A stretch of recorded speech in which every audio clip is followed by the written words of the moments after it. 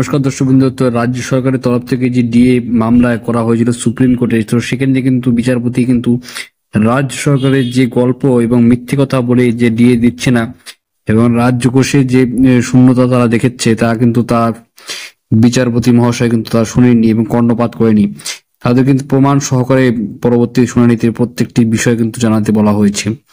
এবারে কিন্তু পরবর্তী শুনানি যেটি আছে সেটা হলো 22শে এপ্রিল তারিখে আছে। তো সেখানে কিন্তু ফাইনাল শুনানি হওয়ার সম্ভাবনা প্রবল রয়েছে এবং এখান থেকে কিন্তু রাজ্য state government employees Malay Mukhopadhyay কিন্তু জানিয়েছেন যে রাজ্য সরকারি কর্মচারী সংগঠনের এই কেসটি বর্তমানে একেবারে শেষ পর্যায়ে রয়েছে এবং জেতার কিন্তু অনেকটা সম্ভাবনা রয়েছে।